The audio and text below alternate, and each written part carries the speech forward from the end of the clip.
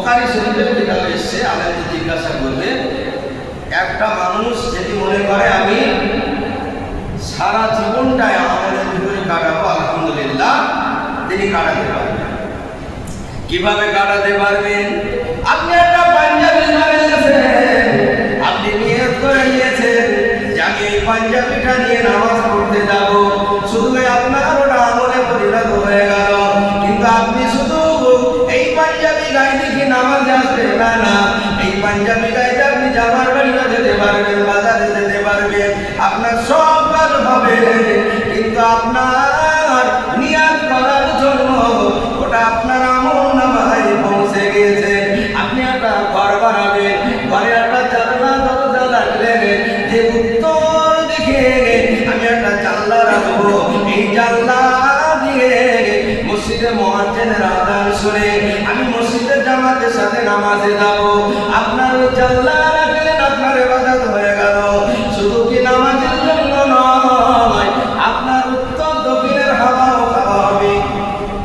মানে একটা জায়গা দিয়ে তফসিরকারীরা বুঝিয়েছে যে একটা মানুষ সব সময়ের জন্য সে শুধু এই নিয়াতটা করে নেবে, কিন্তু সেই কাজও হাসিল হবে, আবার তার হাওয়া খাওয়া বলো যা কিছু এইরকম যত আমাদের শরীরে যত পোশাক আশাক কিন্তু যা লাগবে, যদি আপনি প্রথম নিয়াতটা যদি ওইটা করেন, তাহলে আপনার কি হবে? সারাটা জীবন যতদিন আপনি থাকবেন আপনার আমলে পরিণত হয়ে যাবে। বলুন সুবহানাল্লাহ। কিন্তু আমরা এইগুলো জানি না, অনেকে বুঝি না, এটা বোঝার চেষ্টা করতে হবে। বাচ্চা কাচ্চাদের এই যে বাচ্চা কাচ্চাদের শিক্ষা আরো দিতে হবে। এই আমরা যেগুলো জানি এইসবগুলো কিন্তু জানার প্রয়োজন রয়েছে।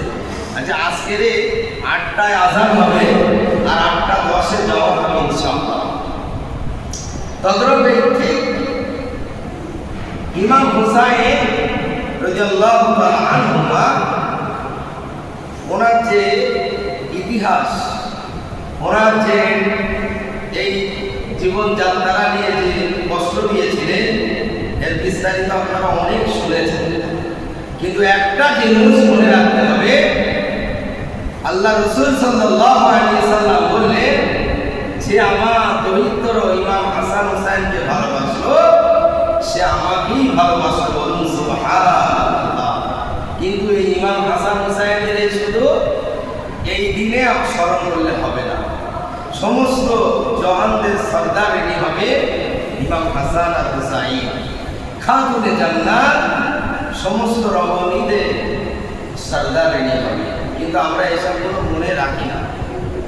তিনি যদি সুপারিশি আমার জাহানদের জন্য তিনি আইকন হবে, খাতুনে জান্নাত, তিনিও ঠিক তদ্রূপ ওই জান্নাতের ভিতরে গিয়ে এত দুঃখ করবে, সে দুঃখ সীমা থাকবে না।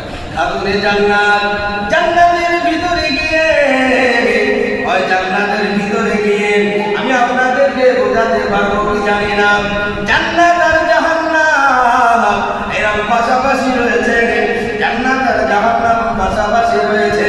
আমরা একই বাজারে বাজার করেছি, কিন্তু জান্নাতের ভিতরে আমি আপনি আপনাকে দেখতে পাবো, জান্নাতের ভিতরে দেখতে পাবো। ওই তো আমার অমুক হাজি সাহেব অমুক ভাই জান্নাতে করতেছে, একই সাথে বেড়াতাম, একই সাথে আমরা ঘোরাঘুরি করতাম, কি ব্যাপার? কিন্তু না না না, জান্নাতের ভিতরে ওই সমস্ত মানুষদেরকে ডেকে আমরা জান্নাতীকে বলবে, জান্নাতীরা বলবে ও ভাই, জাহান্নামীরা বলবো জান্নাতি ভাই আমাদেরকে একটু খাবার দাও। ওই জান্নাতি ভাই বলবে না না না, তোমাদের জন্য খাবার দেওয়া যাবে না, এই জান্নাতের খাবার তোমাদের জন্য আল্লাহ হারাম বানিয়ে দিয়েছে। বলুন নাউযুবিল্লাহ। একদম আমরা বুঝতে পারবো হাসর নাসর এরকমই হবে, পরিষ্কার দেখা যাবে, কারণ জান্নাত জাহান্নাম কাছাকাছি।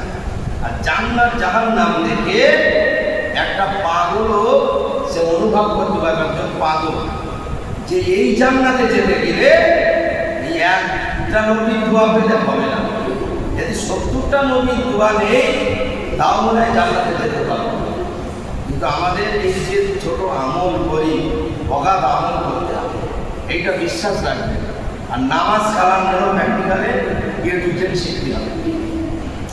যদি নামাজ কালাম এইগুলো যদি আমরা ভালো করে কোনটা ফরজে আইন, কোনটা ওয়াজিব, কোনটা সুন্নাতে মুআক্কাদা, এইগুলো যদি না জানি তাহলে কিন্তু নামাজ ত্রুটি হয়ে যাবে।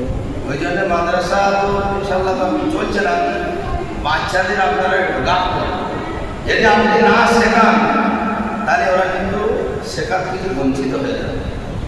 তা আজকের এই দিনে নবীর দরিদ্র ইমাম হাসান আর হুসাইন রাদিয়াল্লাহু তাআলা আনহুমা তিনি শহীদ হয়েছিলেন। এত মাজার থেকে আমি একটুখানি শুধু অ্যাসেম্বল ছোট একটুখানি তুলে আল্লাহর নবী সাল্লাল্লাহু আলাইহি ওয়াসাল্লাম হুজুর তিনি ভবিষ্যৎবাণী করে দিয়েছেন ইমাম হুসাইন রাদিয়াল্লাহু তাআলা আনহুমা তিনি এমন একটা ছিলেন হুজুর এত আমার নবীকে ভালোবাসতেন আর আমার নবী পাককে এত প্যারা করতেন। আল্লাহর নবী সাল্লাল্লাহু আলাইহি ওয়াসাল্লাম একদিন ইমাম হাসান হুসাইনকে, আপনারা যেটা জানেন ইমাম হাসান হুসাইন আল্লাহর নবীর পিঠে উঠে ওনারা ঘোড়া খেলা করতেন। আল্লাহর নবী ইমাম হুসাইনকে এত ভালোবাসতেন, ওনার এমন কোনো জায়গা নাই ইমাম হুসাইন সেখানে আল্লাহর নবী চুমো দেয় না। আল্লাহর নবী কানুনে জান্নাত বিগত রজনীতে একটা স্বপ্ন দেখেছিলেন, এটা কিতাবে উল্লেখ দিয়েছে। আর স্বপ্ন দেখে আব্বা জানকে বললেন, আব্বু আমি স্বপ্ন দেখেছি যে কারবালার মরুপ্রান্তরে আমি একটা জায়গা পরিষ্কার করতেছি, ঝাড় দিয়েছি।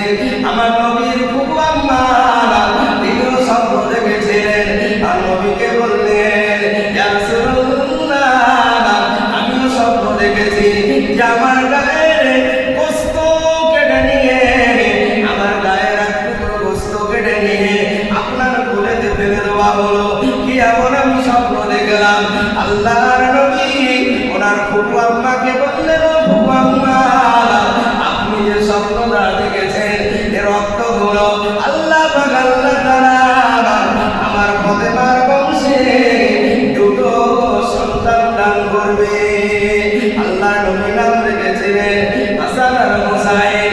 আর আমার ফাতেমাকে বললেন, ও ফাতেমা তুমি কারবালার মরুপ্রান্তরে তুমি যে ঝাড় দিতে দেখেছো, তুমি চিন্তা করো না, তোমার মায়ের মনি ইমাম হুসাইন ওখানে শহীদ হয়ে যাবে।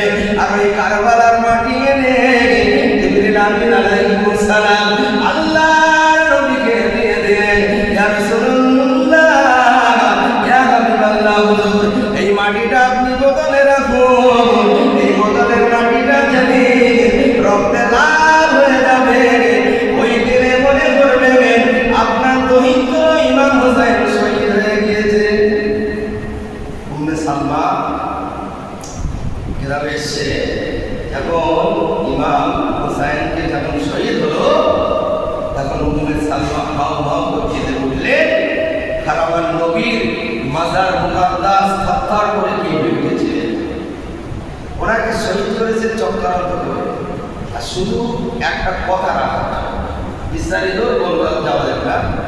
কথা শুধু ইমাম হুসাইন কোপাবাসীকে বললেন, কোপাবাসীরা 1 তারিখ থেকে 9 তারিখ পর্যন্ত শুধু চিঠি দোয়াদবি করেছে।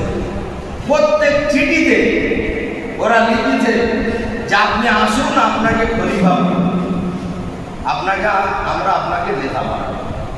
ইমাম হুসাইন রাদিয়াল্লাহু তাআলা আনহুমা তিনি শুধু বলেছিলেন যে আমি যাব।